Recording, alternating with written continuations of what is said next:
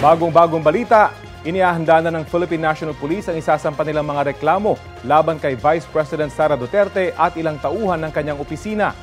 Ayon kay PNP Chief Police General Romel Marbil, kaugnay ito sa komosyon sa detention facility sa Kamara noong Sabado kung kailan ipalilipat sana sa Women's Correctional ang nakadetain na OVP Chief of Staff na si Zulaika Lopez.